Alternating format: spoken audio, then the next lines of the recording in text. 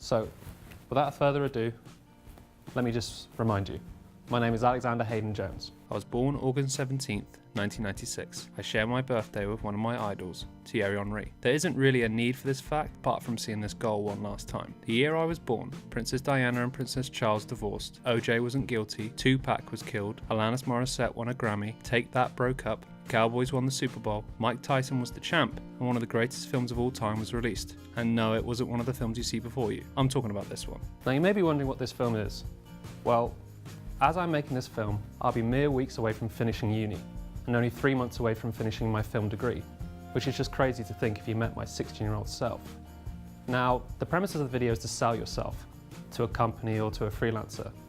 So I've done a variety of things over the years to learn different things and gain new skills. But instead of me telling you, let me show you. I have created a Nordic noir in which a detective hunts a serial killer based on John Milton's Paradise Lost. I have created a film noir based off the films of the 1950s. I have witnessed a spy trade-off. I have reported the news. I have recreated Batman and Superman. I've done a heist at an art gallery. I've created a mockumentary about a film course, not particularly inspired by anything. I've written a teen drama. I've created an advert for the local council. I've run a festival. I've worked for Swansea Football Club. I've worked on a feature film, and I've had a music career. It didn't last. Then, last year, I made my first short film from one of my idol's works. Then this year, I won my first film award. I was a little happy about it. However, more about that later.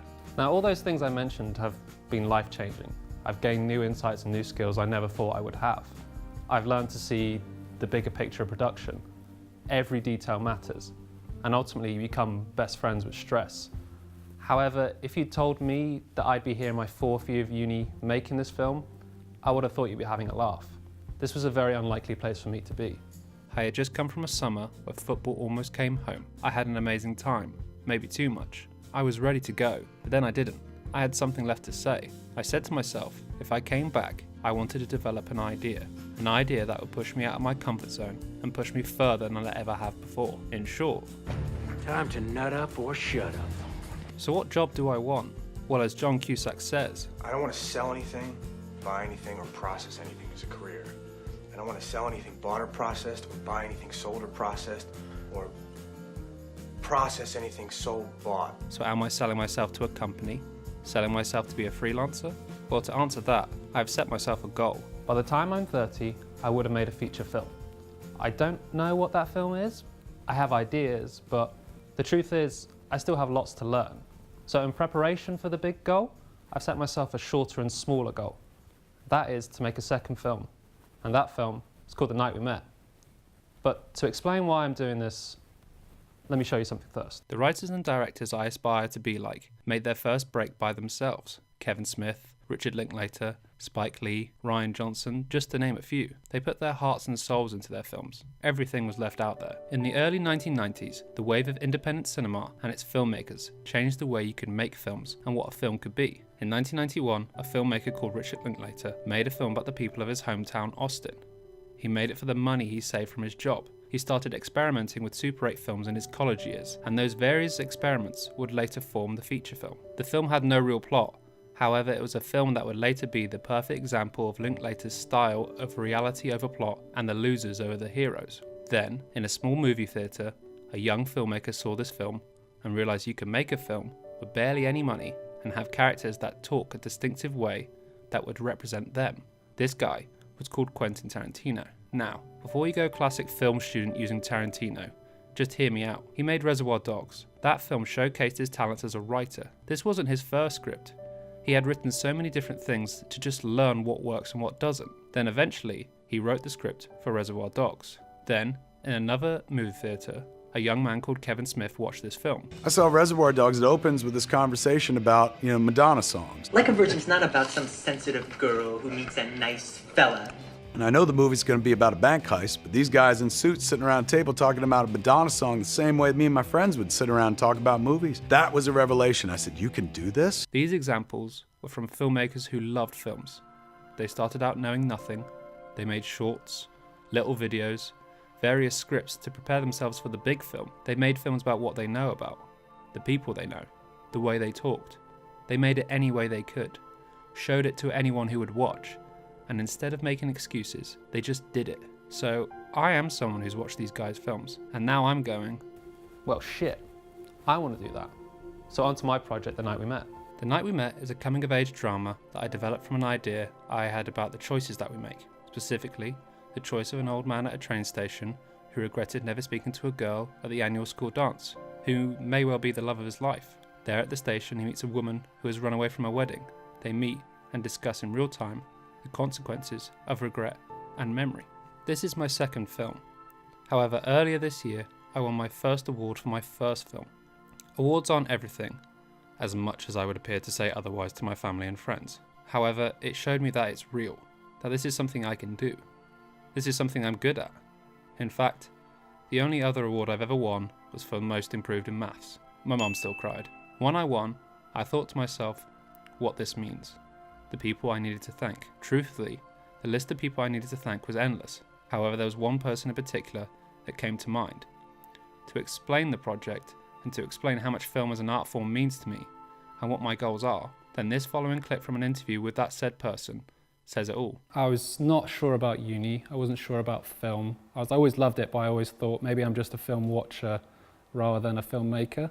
I always thought you were going to make films. Yeah. Something about you. I think when you can watch a film, can't you, and you can go, that was a good film, whatever. But I think you were you understand how things work. That's the feeling I always got. And you could always visualise what would work on stage. You had lots of ideas, always like a director, as well as an actor. You always spoke as a director, I felt. Yeah. And I wanted to ask you, because along with Mr. Wallace, the media teacher here, you were one of the best teachers that I ever had. Thank you very much. But what is it about teaching that made you want to do it? Because I just think that what a unique position to be in, where you can hopefully inspire people to achieve their dreams. I mean, you couldn't get a better job than that, can you really? I feel that I can relate to younger people. I like to think I can. I think I'm very creative myself. But I don't want the glory. I want people to feel empowered by the arts, empowered by drama. And I just think when somebody gets on stage and does an amazing monologue and you feel that, there's just nothing better. And it's nice to see their parents and carers enjoy it as well. I just think it's a great job. And I just think that it's a vocation and something that I'm really passionate about. I'm passionate about my subject, and I hope that comes across, and I hope that I inspire people and change lives. That sounds very, isn't it, over the top, but actually that's what I hope I do. Yeah, and so the reason I'm asking you to do this interview, right? I'm going to get my phone out to read it out. I don't know if you remember this, but when I first started doing it, this was like year 10, because when we the year 7 to year 9, we had various drama teachers, and I had you year 8, but I didn't have you until properly to year 10. And in one of the lessons, and it was behind, literally there, because I remember it vividly. I was stood with my friends Mike and Mitch, and I did an Elvis impersonation. And I actually do remember it was a pretty poor Elvis impersonation. But I said to you, kind of rather arrogantly, I said, if I ever win an award, that I would dedicate it to you as a thank you. So I had a speech prepared for when I won my award, and I just want to read it out to you. So there's a number of people I have to sort of thank. So I said, first and foremost, I'd like to thank the others nominated, and I'd like to thank the crew. Some of them are here helping me film today. But I have to thank 3 people specifically, and that's the 3 of the most important women in my life. The first one is my nan, who gave me the story of Stationary Bike. And I was reading it in your class and my English class when I should have been doing drama. Thanks. But when we used to watch films together, and we had a game of trying to guess the ending of the films, and I always felt a connection to her. And when I did Doomsday Clock and when I did Stationary, I felt she was kind of with me. Yeah, that's and lovely. It was kind of a way of staying close to her. The second is my mum. My sister's over there, by the way, who's giving me the dead eye of like, well, she's not on the 3 list. Sorry, Rebecca. But she gave me 2 quotes, and the first one's from Rocky Balboa, which is, it doesn't matter how hard you hit, but it's about how hard you can get hit and keep moving forward. Yeah. And the second one, which you can question my mother's taste in films, is from Galaxy Quest, which is never give up, never give in, and never surrender. But more importantly, the final person I want to thank is you. So I want to thank you for giving me my confidence, for helping me know that I was good enough to pursue, to be creative, and I could follow my dreams. So I want to thank you for that. Thank you, Alex. It's lovely. I really do. Yeah. Can I give you a hug? Yeah. Oh, thanks. This is lovely. It just makes my job, you know, this is what it's all about, isn't it? If I can help somebody along the way like that, even if it's just one person, that, yeah, it's very, very special. So thanks for that. Yeah. That's very touching. The way Miss J talked about teaching and how proud she is to be a teacher, while it's hugely inspiring, as much as I can list all these filmmakers that inspire me, my confidence and inspiration as a director comes from her, the way she makes her students feel at ease. Truthfully, as a director, that is something I took with me onto my sets, with my actors, so let me explain. The first stage with actors is casting. So for the casting process of the night we met, each person who applied had to perform a monologue for their respective characters to interpret in a cold reading, a lesson I learnt from my drama days. This was developed as a technique to see what the actor could gain from very limited information before delving deep into the character. From there, it was a no-brainer on who the right actors were, which could then be translated to what we got on set. We had a 3-day shoot, 2 days at the dance and 1 at the train station. This allowed us to work on the dance sequence so that when it came to the station scene, we could fully envision how those 2 scenes could be tied together. Once again, like Stationary Bike, I wanted a collaborative experience where each scene could be done from the script, and then an idea could be developed between myself and the actors to perform as an alternative, which, in some cases, would make it more natural or organic for the characters. It would make the script and the characters really come to life in a way that could not have originally been envisioned. Working with Isaac and Catherine was an absolute dream. It was an experience which taught me so much about the different processes each actor has. Now with Steve and Lily, with their scenes mainly at the station, it was different. Now, I wish I could say that those scenes with Lily and Steve were handcrafted by myself. However, the truth was, I spoke about what I wanted, put them in position, and from there, I sat back and watched an acting masterclass. I remember watching a behind-the-scenes clip of extras and Ricky Gervais and Stephen Merchant talking about working with Samuel L. Jackson. We had him for 1 day, which we thought was mad, which we thought was going to be so tight. And because he came along, we told him basically where to sit. He knew the words. He did it in 1 take. I mean, he did it in 1 take, but, I mean, it was perfection. Tell him Uncle Sam's in town. That's great. That's perfect. We got that. Yeah, that's and we laughed and went, oh, just do it again. And that's how it felt. As much as I can pretend, I am still new to this. I have a lot to learn.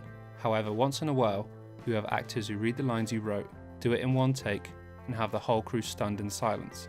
Those scenes were prime examples. And to put it best, filmmaker John Cazzette's once stated, and I think filmmakers should be aware that they don't know anything. So it's pretty accurate. So with that in mind, we're on to the edit.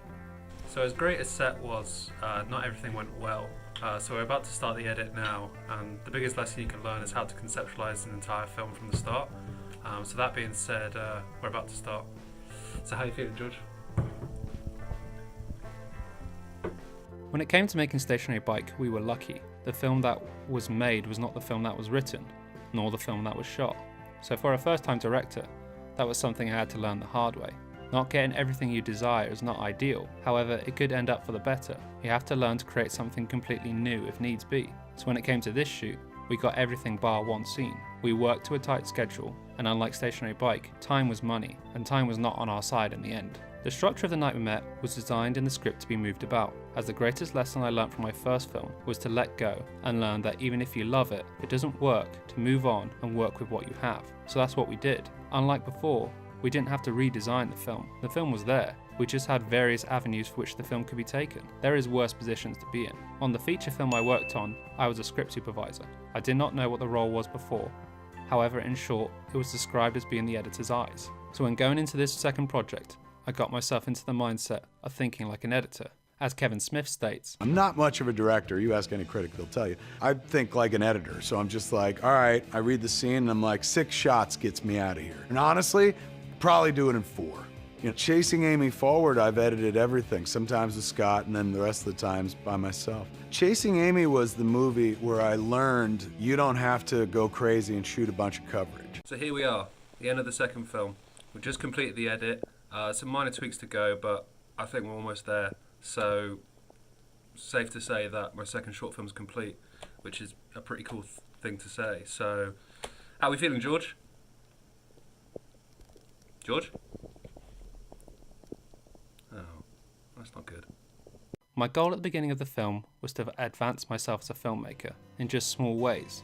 So I went from my first film having 2 actors to 4. This film had extras. We went from 1 location on stationary bike to 2 locations, to working outside and battling the Welsh weather, to working with a bigger crew. For example, on this shoot, I had a first AD. This is him. I had gained valuable experience working on professional sets and wanted to push myself and my set to another level. If I am to make my feature film, I need to push myself further bit by bit. Not everything went smooth, no. However, when does anything in film ever do? It is the second film on what I hope is the long list of projects I can create. It was an experience like no other, and I will never forget it. So this will feel like a weird ending to the video, but I assure you it is. The best way to sell me and my film is through this. One of my favourite filmmakers, Richard Linklater, said while discussing Tarkovsky's The Mirror, he said, "The power of cinema will be able to translate anything that you make personal." So with that in mind, what am I trying to translate? To explain that, I had a conversation with my granddad not long before the film started. In short, the night we met is about how him and my nan met. And he told me this story over and over for years, down to the most insignificant detail. So when people ask what the film is about, I say it's about connection, you know, connection in its purest forms, and about a moment and a memory of meeting that somebody and knowing that it will change your life forever. So to my granddad, it was a night all those years ago when he met my nan. And to me, it's September 24th, 2015.